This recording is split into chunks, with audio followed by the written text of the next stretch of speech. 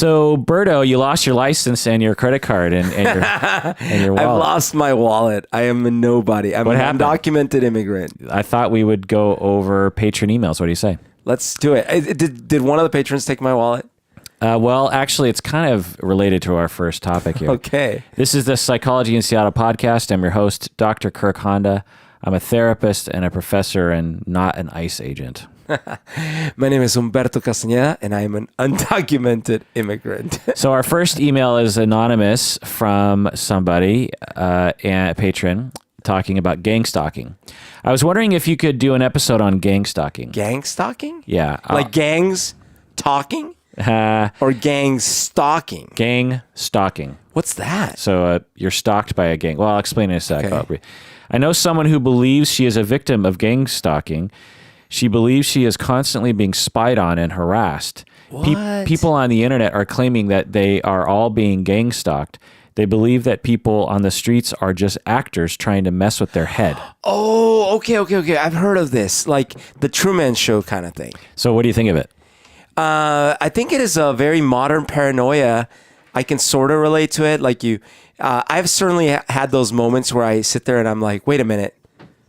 I've never died, have I? So is this all a stage show for my benefit? But, or you think you're walking down. Actually, this has happened to me a couple of times recently where I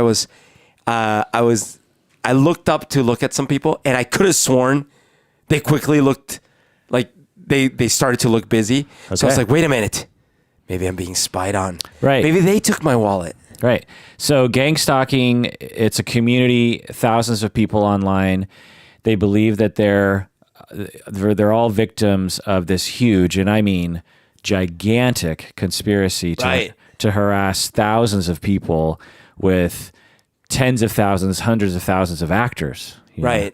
Acting like they're stalking. It's an expensive endeavor. Yeah. And what do you imagine the goal of that conspiracy would be exactly? Well, see, because in my mind, when I briefly think about this, it's a lot cheaper for me because I'm thinking about it more in terms of a simulation. Like I'm in a computer simulation, so. Okay. But if it were real people and all these things, there's a bit of narcissism to it, right? Because it's like hundreds of thousands of people trained on me. But what would the conspirators want out of stalking people this way? To turn me into a sheeple. What do you mean? Because, I'm tricked into thinking the world is one way. But wouldn't it be, if you want to train sheeple, wouldn't you not want to alert them to being stalked? Well, especially because, let's say this is a financial endeavor. And by turning into a sheeple, I spend a little more money. Let's say that amounts to a couple $1,000 a year more. How much did it cost to get me to that point? Yeah, well, what they think, and it's a wide variety of beliefs, but a lot of them believe that the goal of the conspiracy is to destroy their life. To destroy it? What, have they wronged someone? Maybe they feel guilty. I don't know. Maybe there's an element of guilt, like, maybe I deserve this. I don't know. I felt guilty before, and I didn't believe people were saying.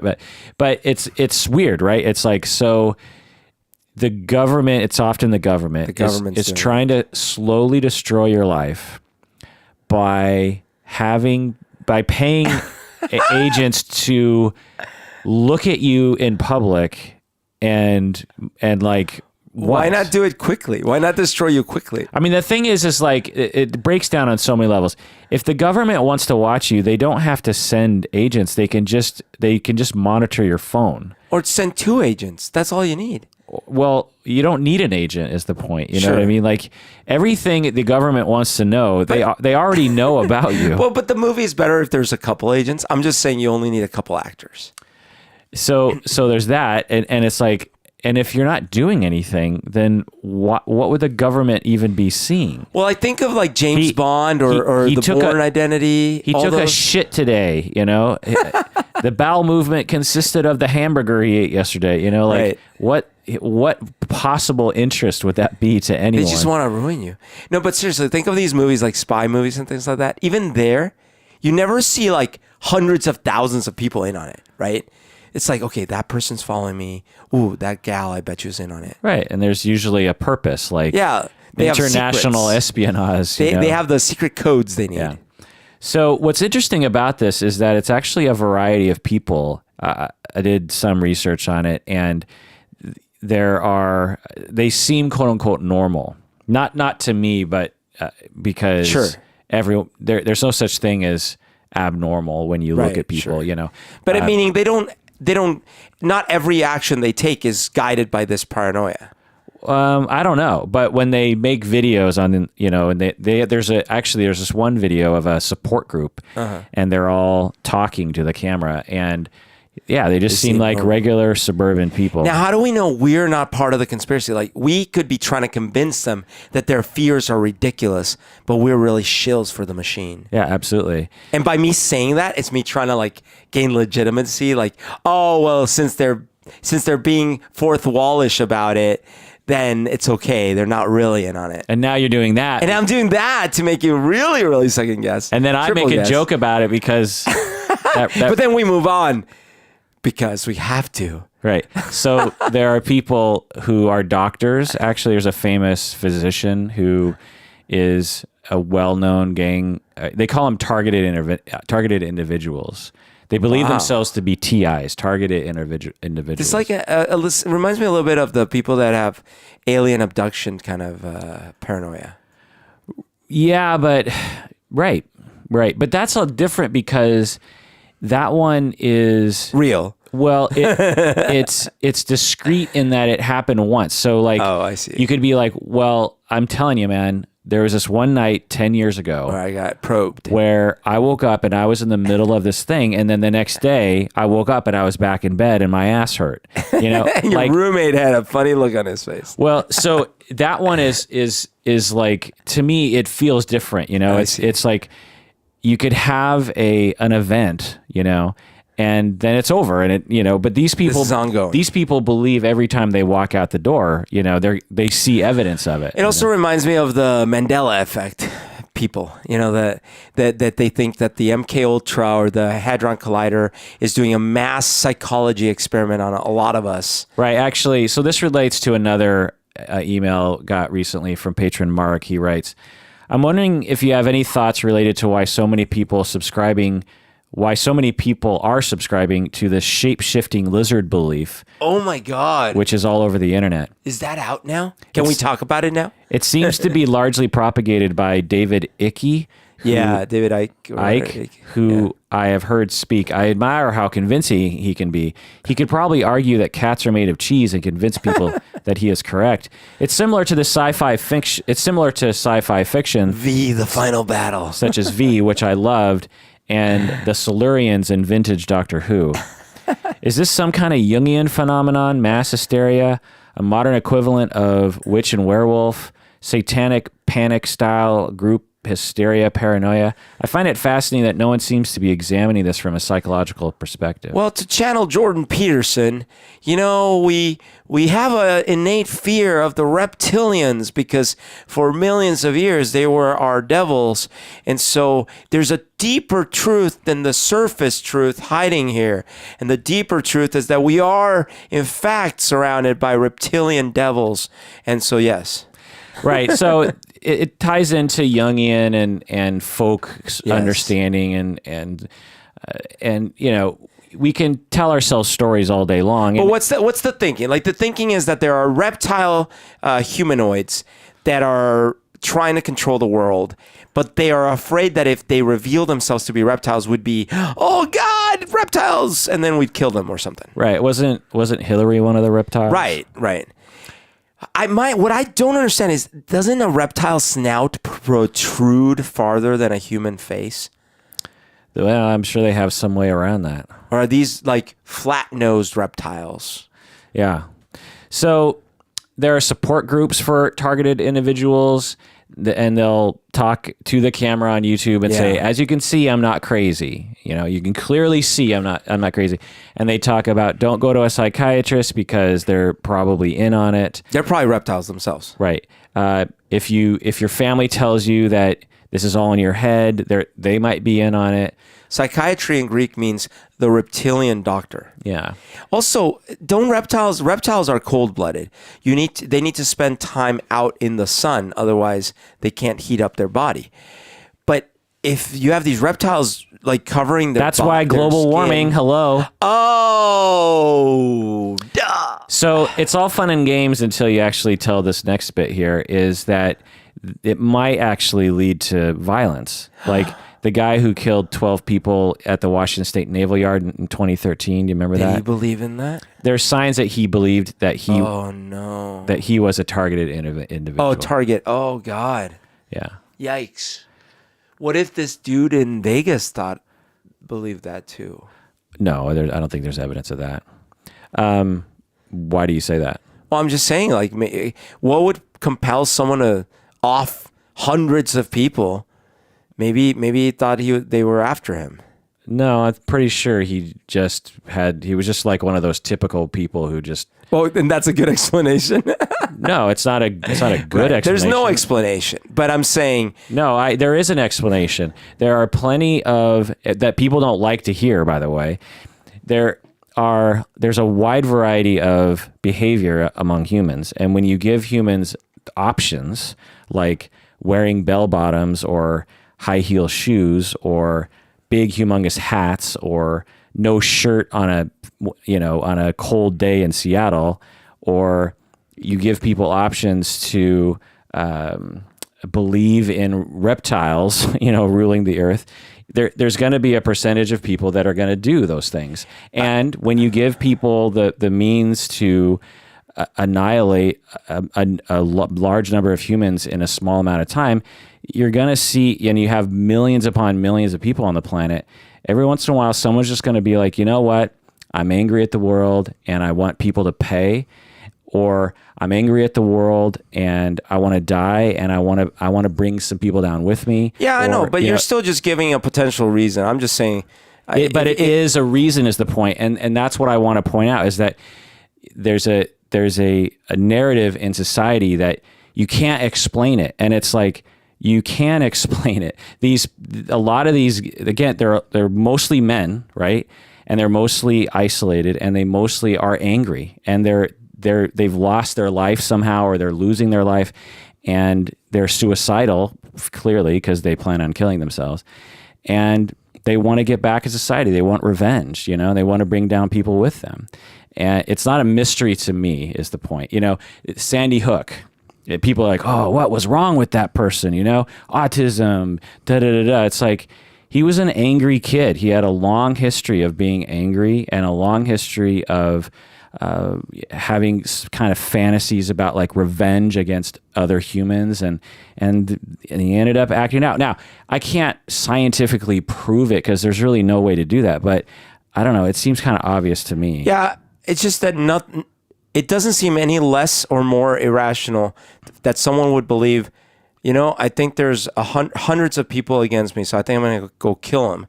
Versus, I think the world sucks and hundreds of people should die. Well, both of them seem equally irrational.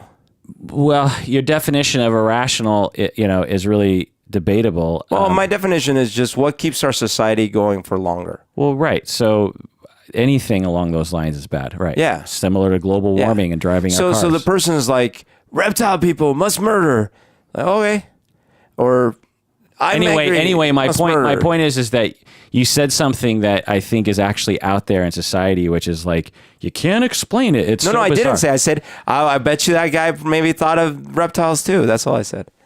And that's an explanation, actually. Oh, well, anyway. So talking mainly about targeted individuals and the gang stalking thing, it's not largely studied, mostly because people in my world don't care so much about what's popular on the internet, because people in my world deal with the real world, which is the vast majority of patients coming to clinics have been studied, and we realize what's happening. And we're not so interested in like, oh, a couple thousand people on the internet are talking about something. Sure. And the news likes to talk about them. Do you know what I mean? It's not, that has no bearing on a psychiatrist working in a mental institution, or me as a therapist, providing. You have 6 billion people stressed out. Yeah, and 7.5 don't get enough sleep. Well, no, because the other 500 million are okay. Oh. So it's taken me a while to realize that there's 7.5 billion, but 7.5 billion people. Yeah. I think when we were kids, it was like 5 billion. Yeah, it was like 4.5 or something. People need to stop having babies. So that's why it's not studied very much. And the patron, what's his face, Mark, asked, why isn't the reptilian conspiracy being studied? It's just like what that's similar to when they say, why don't you believe in Thor and Zeus? Okay, well, for the same reason I don't believe in like the Egyptian gods and the Sumerian gods and all these other gods. How is that analogy? Because why would we pick one random narrow conspiracy theory to focus on when there's thousands of random conspiracy theories out there? Right. So the idea is that just because it's interesting or it hit your radar or it's in your news or someone with it doesn't mean that it's actually foreign to us in the field. We've known about delusions and about conspiracy-minded people and about people who have odd beliefs since the beginning of our profession, and this is just another example of that. When you study this long enough, you realize society has always had this. I mean, X-Files was based on this. Right, exactly. So we've always, Bigfoot, aliens, contrails, what else? The giant and also when you study history, you realize that every culture has a different set of boogie people and boogie things but specific conspiracy theories based on the things that they latch onto, like prior to a couple hundred years ago, no one believed in aliens. Right. It was all demons and devils and angels. Right. And then as our society stopped believing in demons and devils and angels, and we started to actually wonder, if we have the ability to fly into space, do other planets have people that can fly into space? I wonder if they've ever come here. Oh my God, what if they've come here? And the world's a big place. Are we sure we've seen every animal out there? Yeah. Well, actually, those are actually, in my experience, starting to die off because of people with cell phone cameras. Because when we grew up in the 70s, you could pretty easily just... A Polaroid. Yeah, you could pretty easily just say something like, I saw it, Yeah. And today you're like, if you saw it, did you take a picture? Well, like the Bigfoot film stands out because no one had film of anything. It's like, whoa. Or that little Loch Ness footage, Well, and they didn't have the ability to stabilize images. No. Have you seen the stabilized? No. It's hilarious. Is it? Yeah. Anyone out there, go out and Google the stabilized Bigfoot footage. It is so clearly a dude in a suit, because like the footage is zoomed in and it's all it's all wavy. And it's all wavy and stuff. But when you actually just stabilize it, it's so goofy looking. Anyway. But having said that, when I was a kid, like with all the different TV shows and everything, and one of them was hosted by Leonard Nimoy, Spock, In Search of, I absolutely believed in Loch Ness Monster. Right. And as kids, like the world still seemed, we didn't have Google Earth or any of this stuff, right? So the world seemed largely unexplored. Yeah. And you would read about these explorers in the history books and stuff. But as far as you're concerned, the whole thing's a jungle. And so, of course, there's beasts and dragons and things. Like, who knows? Right. So to me, just looking at it from my perspective, it seems to have possibly a number of different causes, the belief in gang stalking. As I've said already, there are people suffering, there are likely people suffering from actual delusional disorders. And the thing is that for people who are interested in, targeted individuals and watch YouTube videos, it might be confusing to you because you're watching what looks to be a totally normal person. Yeah. And they don't look crazy to you. but they're talking completely convincingly over time that they believe in gang stalking, and so it feels very compelling. But I'm here to tell you that people suffering from delusions don't look any different than anyone else. Right. Delusions don't cause like a horn to stick out of people's head. Like, have you watched all the flat Earth stuff? Right. Which is true, by the way. I'm just saying, have you watched it? Yeah, and so it's that's one thing that I think makes it compelling to people. It's like, wow, that dude looks really normal. They look like trustworthy people. So. Right. And they're totally convinced, they've seen things, and they have quote unquote evidence. So the other thing to know is that to have a paranoid delusion, there are many psychiatric paths to that. It's not just one disorder. There are, off the top of my head, I can think of like 50 different paths just myself, and it's not even my field. Things like obviously schizophrenia, bipolar, OCD can actually become delusional. Extreme forms of PTSD can actually manifest in some delusion-like activity. Extreme anxiety, brain injury, and then a whole slew of drug-induced psychosis. Do you know what drugs can cause psychosis? Not off the top of my head. Pretty much every drug that's out there. Muscle relaxants. Oh wow. Sleep aids. Like Ambien. Antihistamines, antidepressants, hypertension meds, painkillers, anticonvulsants, Parkinson meds, chemotherapy meds, and many others. And then that's just the prescribed ones. So everything because illicit drugs, meth, coke, crack, opiate withdrawal, PCP, marijuana, LSD, and many others. Now, it's not common to smoke pot and have a massive hallucination. I've been there though. but it can happen, Yeah. And for some people, it can absolutely happen. So drugs and also just totally normal, well-studied psychiatric illnesses can absolutely be the cause. And I think it's probably a lot of the people. Because the other thing is like, even after you've become medicated, that doesn't necessarily mean that you've shed all of the symptoms or all of the beliefs. No, because you probably have internalized some stuff as like, well, that's not part of my illness. That I believe in. Right, exactly. So psychiatric disorders, including drug-induced psychiatric disorders. Also, there's a well-studied group of people who are what we might call conspiracy-minded. They're extremely prone to conspiracies. Oh, I know some of those people. Almost indiscriminately. I know. In fact, I know hundreds of those people because they're always following me everywhere. Right. To me, it seems to satisfy some defense of these people. Some defense, like they want to feel different, they want to feel special. I see. They don't feel special, and this makes them in a weird way special. But they also are highly anxious, so it all kind of fits. Well, there's a lot of media too that feeds that.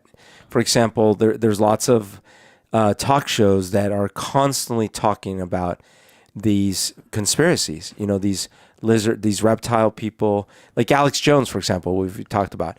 If you listen to this show, you probably, and you really like have listened to it and believe it, you're probably convinced that the world is not what it seems, and you're constantly being tricked and monitored and everything. Right. It's similar to if you were part of some sect of Christianity that believed in devils and angels. Sure. And there are people in the United States and otherwise who actually believe that the devil is among us.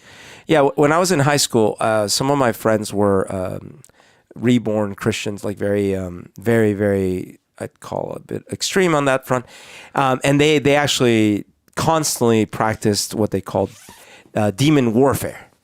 And so I would walk by and they'd be, praying under their breath, and I'd say, "Oh, what's up?" And it's like, shh, we're doing demon warfare. And they really believed that they were combating actual demons amongst us. Right. So these people don't have a psychiatric illness and they're not using cocaine. They've been told and are convinced of a particular belief system, and there are consequences to questioning it in their community. There's also, I think, for the targeted individuals, there are people looking for a community. I think there are some people who are extremely lonely, and they are extremely susceptible to groupthink, and because they're so desperate for some sense of community, whether that be a religious cult or a landmark forum or a sports team or Scientology. Or yeah, just something, you know, they're just lonely, and they go to these, they go to the, you know, you go to the, I mean, what's weird about the targeted individual in the gang stalking quote unquote community is that they are, for whatever reason, they're on the internet. You know, there's not a group of schizophrenics on the internet, you know, like who claim, who like identify, you know, as like, sure, we are schizophrenics who believe we are Napoleon. Do you know what I mean? Like, that's not a group, right? But this group is, and so therefore it tends to get a lot of recruits that aren't delusional and don't actually even really believe in it, but they'll trick their mind to believe in it because they want. Well, they might get curious at first, and then, you know how someone tells you, what's that phenomenon when you first hear a word and then all of a sudden you're hearing that word everywhere? Right. I forget what you call that, but so in the similar way, you might join this kind of out of curiosity, but then your brain starts noticing patterns because we're so good at pattern recognition. So you're like, oh, wait a minute, I did notice people cross the street when I crossed the street. Maybe they're onto something. Mm-hmm. And then you start sort of like seeing Bigfoots. It's also people who are just extremely easily convinced. I know people like this. They change their belief system very easily based on quote unquote charismatic storytellers. Right. People, I know people close to me who will have a huge stint of astrology belief, you know, mm-hmm. and be like totally into it and preach it to everyone around them. And then they believe in like toxins of the body. And then they believe in like weird political conspiracies of some kind, you know, or just weird political movements, you know, that might actually not be bad, but it's just that I think there are certain people that for a period of time, it's almost like a kind of a weird hobby of theirs to get into. And then also I think there's a fair amount of trolls, which can't ever be discounted. People that are just having fun on the internet. Also, I think there are a certain amount of people who actually know that they are lying, that they are, you know, with the way that the internet is today, and with the way that YouTube, I feel like no one is really talking about the fact that YouTube has become almost like its own country or something where people, it's almost like the gold rush of California, you know. There are people sitting at home thinking like, I could make it big, because you know you have like the Logan Pauls and all these people making millions of dollars. Like, I could be that. I have a camera, right? And I'm going now to California, and I have a head, and I can say things. I can say outrageous things or anything, you know. And there was actually a woman who actually she went into YouTube and shot those people. Yeah, right. And was it? No, it was Facebook Live. No, it was YouTube, or I don't know. Whatever the case, it was Facebook Live. Okay, whatever the case was, she believed that she believed she could make money doing yoga videos. Yeah. Oh no, I know what you're talking about. Sorry. Yes, she was this was YouTube. Iranian.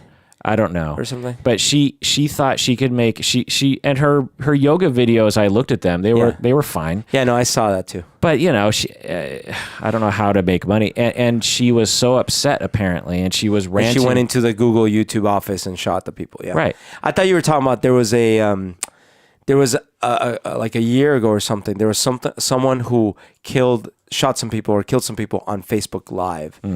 But yeah. Right. So there were so there's a whole group of people, millions upon millions of people, who think that the internet is this really easy place to make a ton of money. Right. And so they're looking for angles, you know. There are people who will do the cinnamon challenge or the hot pepper challenge or the eat a detergent pod challenge or something.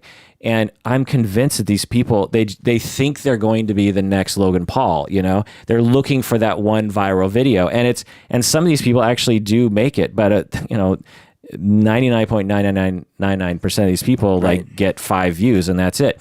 I mean, take it from me, the podcast for, I don't know, 4 years had, I don't know, 100 to 1,000 people maybe listening, you know? But then we did the ice challenge and that really did it. Oh God.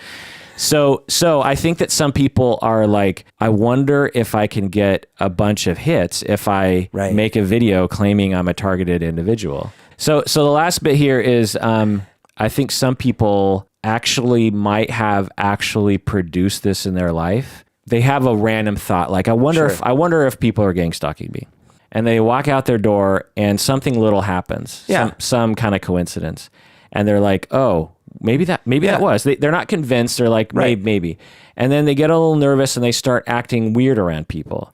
Around people they know, like at work or stuff. And then they look at them funny. Right. They look at them funny. And then the people look back at them funny because you're looking at them.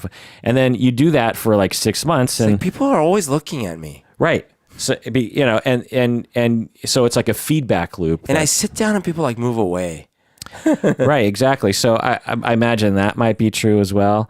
And the last category of cause that I could think of off the top of my head, speculation, is that there might actually be 1 or 2 people in this community who are legitimately being stalked. Stalking is a thing. Now, by hundreds of No, they're probably being stalked by one person. One person. And they're extrapolating it to other people. I see. I mean, stalking is a thing. Sure. I mean, or they split from Scientology because Scientology will legitimately stalk people. Right. The chance they're going to stalk some rando, because they usually target someone pretty obvious, you know, like an author or someone who broke free Scientology and is talking shit about them now, you know. So, but, you know, I'll hold out that there are possibly people who are legitimately being gang stalked. Or like me, where before this year, I didn't have to worry about it. But after we did our show in January, now I'm like gang stalked by podcast listeners all the time. Yeah. So it's probably the other way around, right? Like get away. I like your podcast, but get away. There's a small chance that, you know, some people in our society are actually being watched by agents of the government or something. But to me, it's like the chance that you would know or two, that once you noticed that they would continue doing it that way. Do you know what I mean? Yeah. And like, we can't catch the people in the top 20 most wanted list, but somehow we have the resources to like go and follow randos all day long. So before we go to the break, what's the final word on gang stalking? I think gang stalking is actually a good thing, because I remember in the 80s and 90s, like the level of violence between blue and red, and you couldn't wear certain colors to school and stuff. So the more we get talking to each other, I think the more we can reach common ground. I think it's actually really sad. These people are legitimately suffering. If they really believe it, and they're not trolling, and they're not just making something up for YouTube. Well, even if they are just making up for YouTube, it's like they're suffering in some way that leads them to produce something like that. And every person that I see, I just think untreated delusion of some kind, and they need help. And it's not uncommon for people with delusions, particularly paranoid delusions, to ascribe helpers as part of the problem, to think that, I mean, it sometimes they're fine. Sometimes people with paranoid delusions will absolutely seek help and be totally fine with it. But sometimes they're so wrapped up in the mental illness that when you actually reach out for help, it's very easy for you to become seen as part of the conspiracy. Yeah, like if you're trying to tell them it's not real, like I was joking about it earlier, but you know, like, oh, wouldn't we be part of it? But seriously, if you think, it's the whole thing, like if you think the earth is flat, anyone that's trying, and you think there's this big global thing that's been trying to convince us that it's not, anyone trying to show you data, Actually, I've run into the same thing with arguments when you're trying to have discussions about, say, religion and things. Is the easy thing is like anything that goes against your beliefs, the devil is doing it, right? So it's very easy to say, oh, that must mean that I'm right. Right. And I consider it almost like an evolution of belief systems, similar to religion. So using the religion analogy, at some point in the history of humans and societies, there were probably several different religious systems that emerged. And if a religious system emerged that said, we believe in a personal understanding of religion, you cannot share it with other people. You cannot try to convince other people to be like you, because that is against our religion. That one dies off. That one dies after one person. Right. So, but you have another emerging system in another society that says you could get a better spot in heaven if you convince more people to join. And lo and behold, a lot of the religions of the earth have those components. And so similar, if a conspiracy theory pop up, different conspiracy belief systems pop up here and there. And the one that says, and the people in power are so powerful that any evidence that refutes what your belief system is obviously from them. Like, actually, you mentioned Scientology. They have that thing where if someone is trying to tell you that Scientology is not good, they're I forget the word they use, right? Thetans or whatever. Yeah. Oh, okay. They're actually a negative influence. That's what they warned me about. Right. Exactly. Right. So it's no mystery that the ones that survive, and Scientology is still around. Right. It is strong. Strong. I was in LA not too long ago, and the office on Hollywood Boulevard, Sunset, whatever, down there, Celebrity Center or whatever. Yeah, is like thriving. People are walking in and out of there. So to me, when I think of the gang stalking people and the people who are targeted individuals, I'm just really sad for them. And we have a society that stigmatizes mental illness to such a degree that we just have all these lost people. And I know people like this in my clinical work who didn't believe they were being well, actually they did believe they were being gang stalked, but they didn't call them that. Do you know what I mean? That's why it's just so similar. Right. For someone to believe that a group of people are watching them and a group of people are have a conspiracy against them, and the government is behind it, right. and they're trying to ruin your life. I mean, that is like bread and butter schizophrenia or delusional bipolar, I always feel like somebody's watching me. Yeah. The only line you remember from that song, Right. Can you think of another line from that song? The fantasy. Well, that's the riff, but can you remember the verse? Yeah.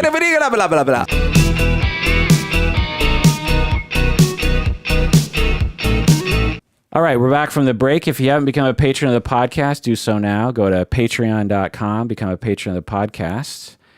Also, join the Facebook fan group. Do you ever just post things yourself on the Facebook fan group? Not usually. I usually reply to stuff. Okay. Do you reply to a lot of things? No.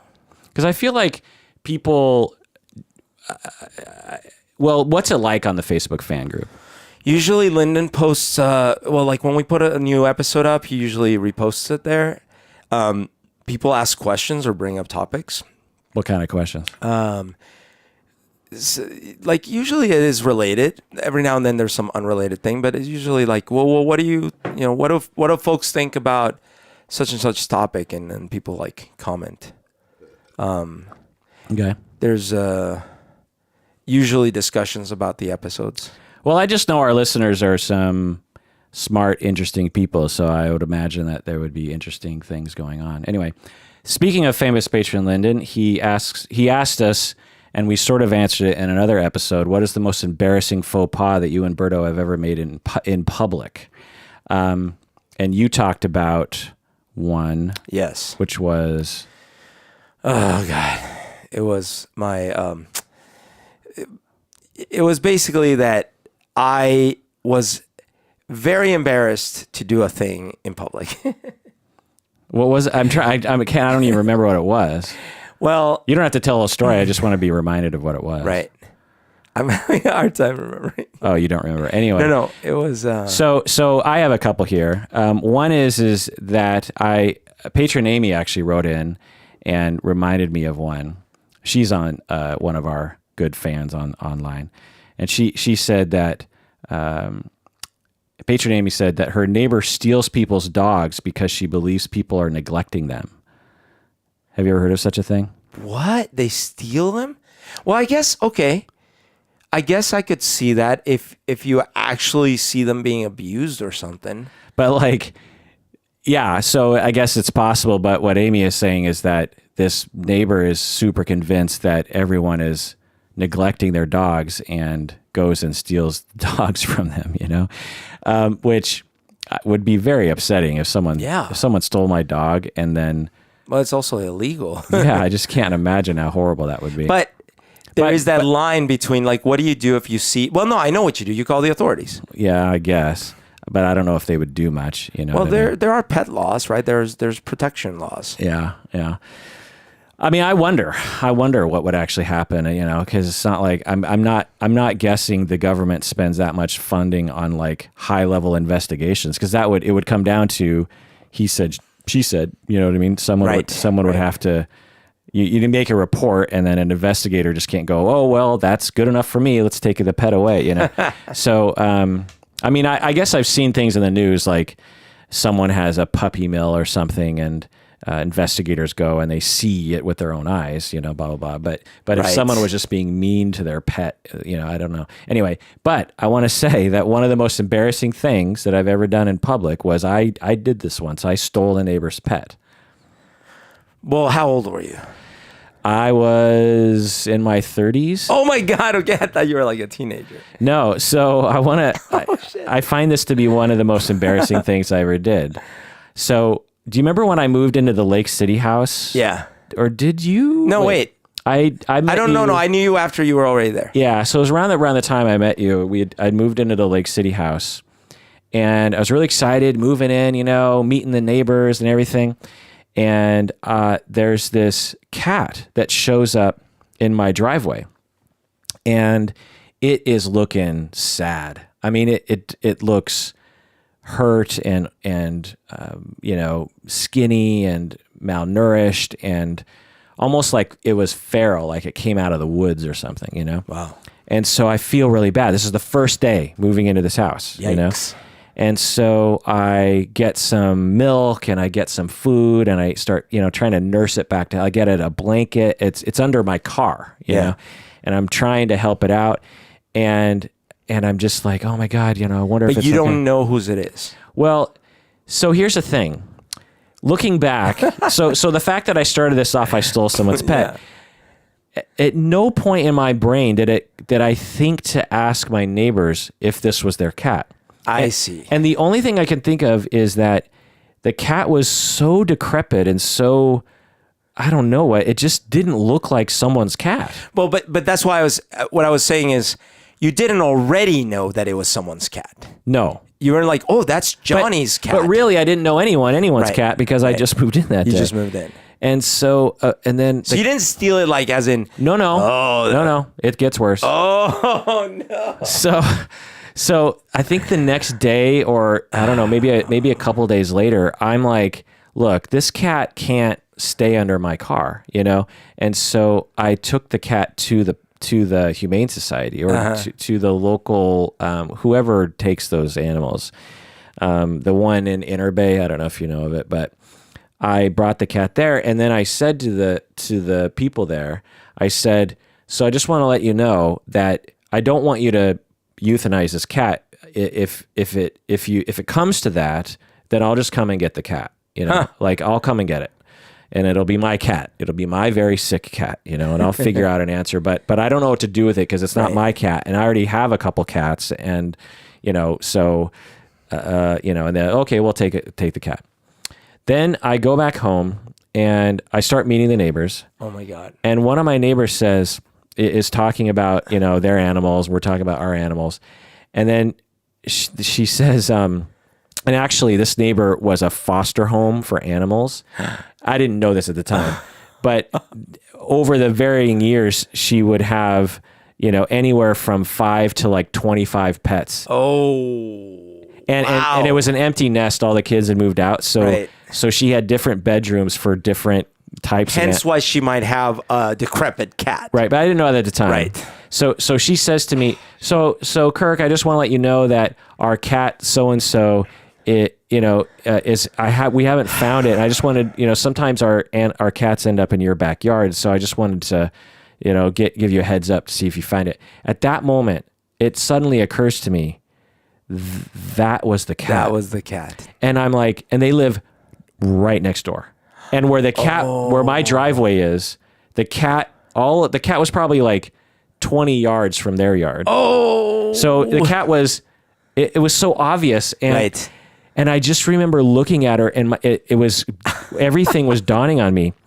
And in my head, I was like, oh, but I can't say anything because we just moved in here. So I leave the house immediately, and I think I just got to go get that cat and bring it back. That's so crazy because that's not the Kirk I know now. Right. Because like I could totally see you going like, oh my God, I just took your cat to the... Yeah, I don't know, man. Because in my head, I thought there's a way out of this. Sure. Go back to the pound, get the cat, bring it back. It's only been like a day. Sleight of hand. Well, and I might explain it then. Yes. Right. But at least the cat's okay. Wow. But telling them I stole your cat from my yard, even though it was just 20 yards from your yard, and I put it in a shelter, it actually... Knowing her later, I could have said that because again, they had animals coming in, dying all the time. And so I could have said that. She probably would have been fine. But anyway, but I'm panicking, and I'm not the sort of person where I could just be like, well, I'll just act like it never happened. Like I could have done that. I could have been like, well, that was that, and she'll never know. And that wasn't an option. Like I had one way out that was good, which is get the cat. I had one way out that was bad, which is I'm sorry I stole your cat, Yeah. So go to the pound, and I walk in there, and I'm like, so, I was here a couple days ago. I brought this cat, and my name is this and this, and, and I said, that if, and I actually found the owner, I said, and so if I could get the cat. And they're like, oh, okay. So we walk into the back room where all the cages are, and they're kind of standing around, and there's this woman, and she's like, oh, I don't know. I don't know if I can find the cat. Oh no. And she says, I quote something, or I can't quote, but something along the lines of, we might've put it down. Oh no. And I'm like, I told you guys that I wanted it back. And so so not only did I steal the cat, but I killed the cat. Oh. And then she's like, well, wait a second. There's another room. Oh. And I'm like, so what? She's like, oh yeah. And she's acting real kind of frazzled and annoyed with me that I'm even asking for such a thing. And so she's like, oh, there's another room with cats.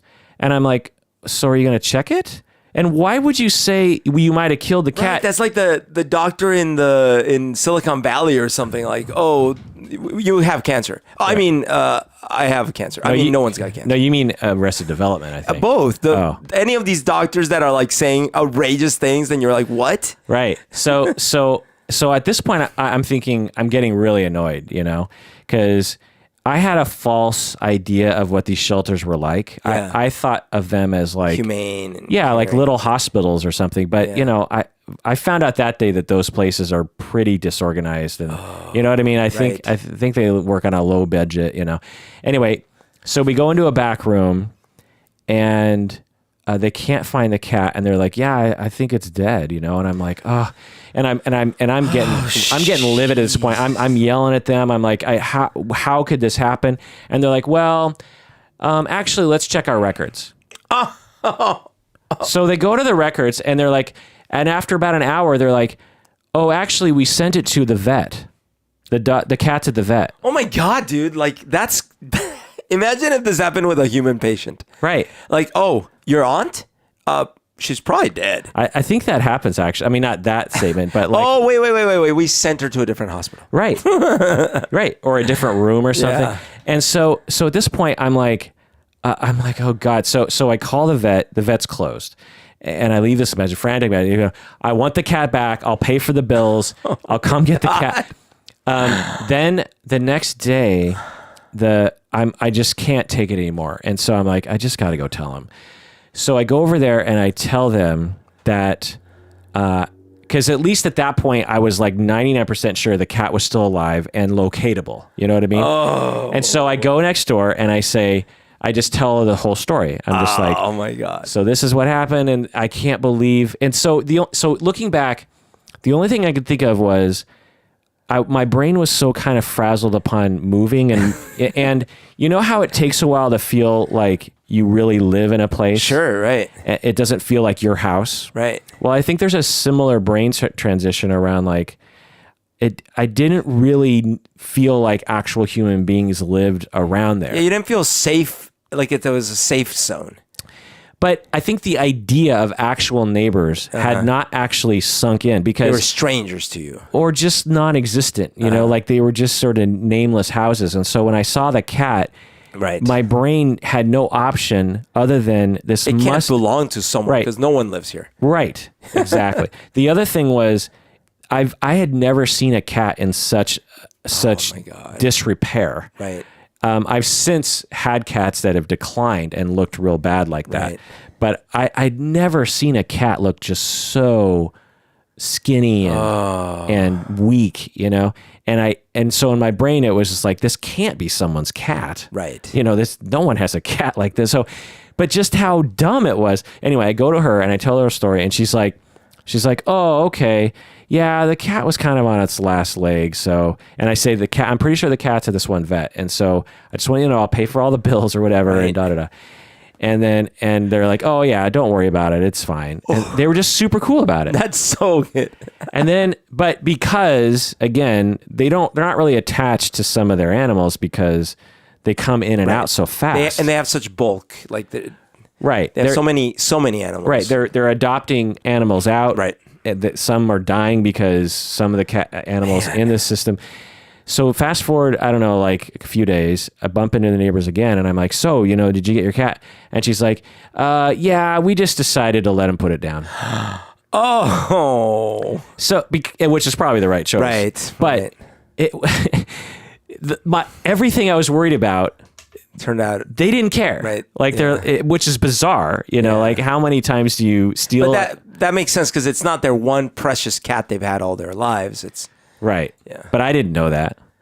So, patron Amy, that would be embarrassing. I actually stole a neighbor's animal once. By the way, I remembered. It was my drummer. The wine. Oh, yeah. Yes. Wait, the what? You know, my internship at work at the clock repair place. Right. So another one, I'm going to tell three that I think about like once a week.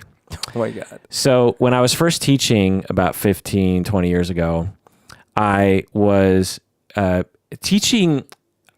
I love to teach, but I hate to speak in public. I hate. Still?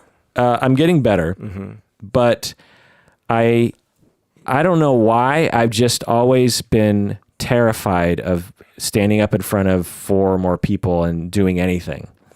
Interesting. Yeah. Whereas some people have no problem with it. You know what I mean? They just, whatever. To me, it's always just been so hard. And when I was a new instructor, I really wanted to be a good teacher, and I liked many aspects of teaching, except for the part where I had to stand in front of them and talk. And talk. But I got better over the years, I think, at least getting used to it. But one of the things so I'll never forget this one moment. I had this one class where I kept using the term permutation. Permutation. Do you know that word? Permutation. Okay. So I wanted to say permutation, and for some reason the word had come up like 10 times. But you were saying more like Permian era. Yeah. The Permian era. And in my head, permutation was a word. Okay. Permutation. Permutation. And so I say and then after class, or in middle of class, maybe at some point it occurs to me like, is permutation a word or not? Like there was something about it that felt a little funny. Did you try writing it out? So this is back when the internet wasn't what it is today. Oh, so you couldn't just Google it? Well, I did Google it. Actually, I'm going to Google it now and see what it says, because can you talk for a second? Yeah, because like permia would be like permanent versus permutation.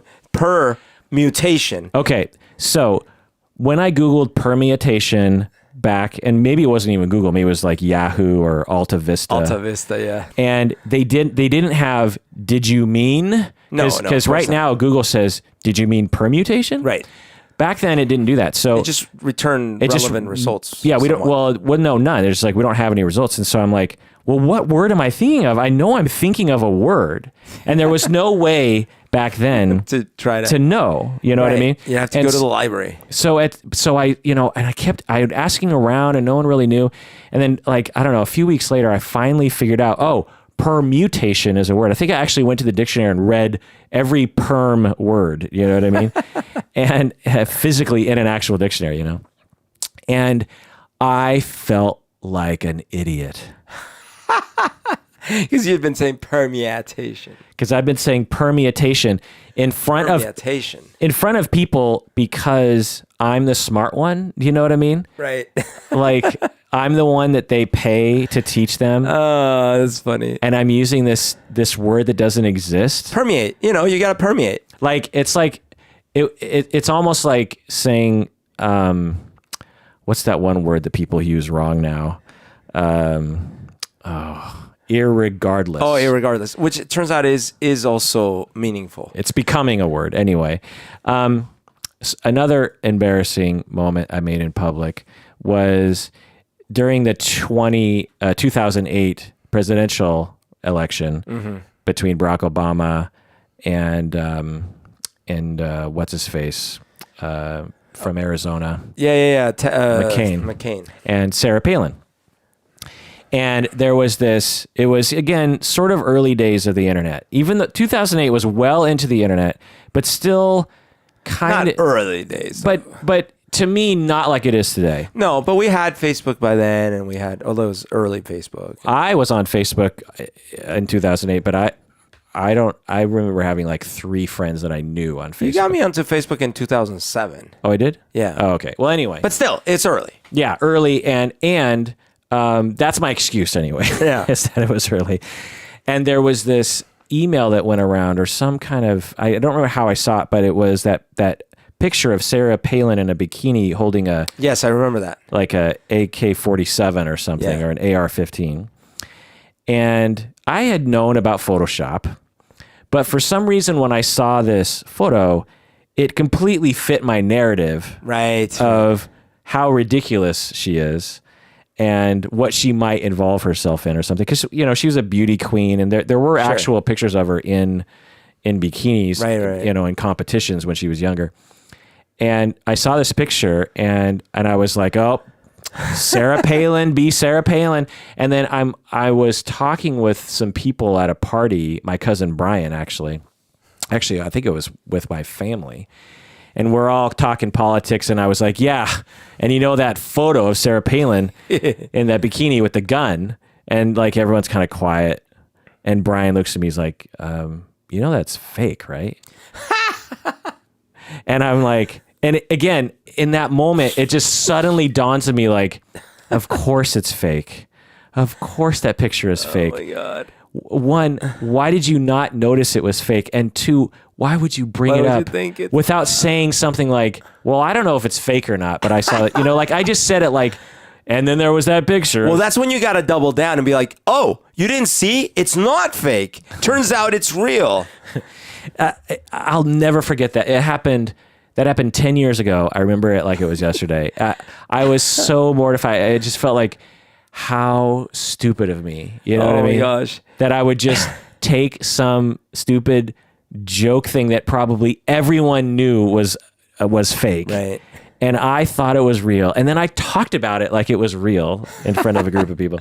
So when I had moved here at 15, I had gone a few months without talking to anyone in Spanish because my mom, even though she's full Colombian and speaks fluently Spanish, in her house we never spoke Spanish.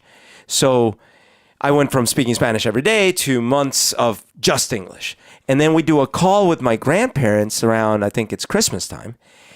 And I'm talking in Spanish to my grandma. And I'm struggling. I'm like getting stuck trying to talk to her. And I'm like, es que es difícil. It's hard to talk right now.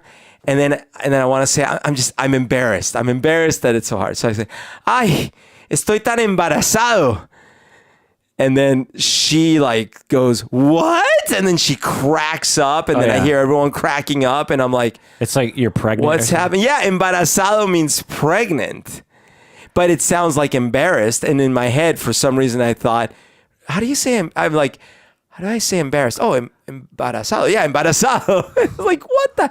And I mean, this is so ridiculous. I grew up speaking Spanish. It's my first tongue, right? Like, but yet somehow my wires got crossed. The right way, by the way, is permutation. Tengo pena, o estoy apenado, o me da pena. That's the right. All right. So my last embarrassing thing I did in front of a group of people was I was playing pub trivia a couple years ago. And there was a section of, like there are different categories of questions, And so we had a series of questions on like space and astronomy. And I was like, oh, this is right up my alley, man. Like, I'm going to nail this. And we get like, I don't know, one of the questions has something to do with rockets. And I was immediately everyone, every time have you played pub trivia? Yeah, well, we did the Star Wars one. Okay, yeah. So you're in a group of people, and there are other groups sitting right next to you, so you have to confer real quietly together, You don't want to give it away. Right. And so I'm with like 5 other people, Chad and Tanya and them. And we get the question, and then everyone kind of looks at me, and I know the answer. So I'm like, oh, it's easy. It's Saturn V. Easy. Saturn V rocket, Florida. It's just fine. I've seen it actually. I've been there. I said it in such a flippant, arrogant, like. How do you not know this? Well, no, I didn't say that. It was because it wasn't so much that. It was like, this is easy for people like me. Right. Like people like me. People like me that know stuff about stuff like that. I understand why you don't know it. I mean, I didn't have that. It wasn't that. It was more just like, this is a slam dunk for me. And I just want you to witness. Mere mortals would not know this. As I slam dunk the shit out of this question. And, it was like, oh, okay, Saturn. Because no one else, they're just, and I'm so confident, It was not the right answer. Oh, no. And everyone was nice about it. Like, no one said, man, you seemed real I sure. wish I would have been there. I would have given you so much shit. But again, it was probably more like 4 years ago. Every month that just that comes up. That moment just pops in my head like, you arrogant idiot. Like, dude, how did you possibly think that you knew? Like, it felt like I knew. Right. And then once we got the answer, I was like, okay. I could see that. I mean, that's the problem with these like open-ended trivia questions, like name the rocket that they used on the first space shuttle mission or something, and it's like, it's not multiple choice. But anyway, the point was there are times when in my life where I felt very sure like I knew something, only to find out later I did not know it. I didn't estimate my ability to. I didn't estimate the likelihood of my hunch as being correct on the right amount of scale. You know what I mean? Anyway. Well, one time I was visiting my aunt in Rohnert Park, California, which is close to San Francisco.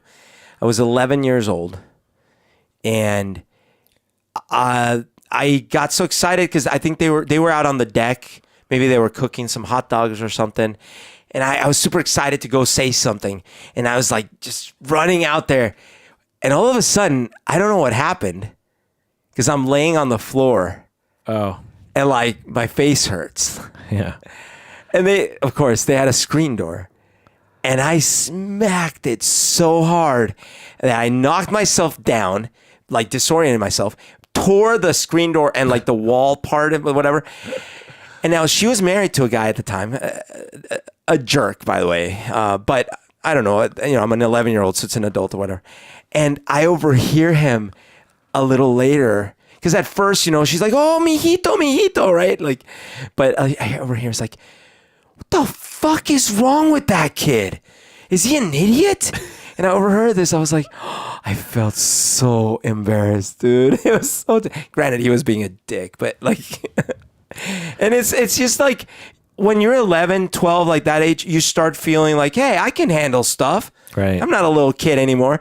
And we're just like this smack right into a screen door. It's like, oh my God. Yeah. They need to make things that are noticed, and they do now. They try to make it so that I was like a bird or something. Right. But it happens all the time. I watch enough fail videos to know this happens all the time. Right.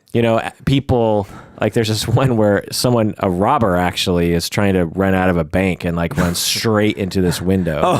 Because it was a door that slid open. Okay. And it was all glass. Oh shit. And he breaks it, knocks himself out. You know what I mean? Just flattens him. There was a time I was on a business trip down in Santa Monica. And it was when texting was a new thing to me. So I was doing it nonstop. Yeah. And I was walking along the pier. Did you have unlimited texting? Because in the beginning... actually, it's funny you say that. This bout of texting got me to upgrade to the tier up and eventually the AT&T unlimited. This was before, remember when they had unlimited, but then they moved to a plan that was paid, but they grandfathered in the unlimited, but they throttled it heavily, so it wasn't really unlimited anymore. So this was the time frame where I had to upgrade because I was texting so much. Because back in the day when texting first came about, it was like you got a certain amount. Some plans you get 10 texts a month, and then everyone after that you have to pay like 5 cents for or something. Well, so I didn't get into texting. Which is so dumb because it's like the minimal like bandwidth has to be spent on texting. So I didn't get into texting right away. Like it took me way more years than people were already texting. It's just that there was this time frame, and I think it was around 2010 maybe. So it's pretty late, but like I think I had my iPhone 3G or whatever, and I was like, okay, I'm texting. So I'm walking down the boardwalk. No, it's not the boardwalk, but it's like along that Ocean Drive. Yeah. Right? And I'm just looking at my phone, texting. All of a sudden, smack right into a branch, a low-hanging branch, and I fall backwards. And there were people walking behind me. Now, it was such a ridiculous situation that I just burst out laughing. That's like the only thing I could do. And of course they burst out laughing too. But I was like, oh my God, this is so ridiculous. And I couldn't actually at first believe that it had happened because it was like a cartoon. It was like, one of those like cartoon things. It was so outrageous that I would smack into a tree and fall over because I was texting. Right. All right. Well, that does it for that episode of Psychology in Seattle. Thanks for joining us. And please take care of yourself because you deserve it.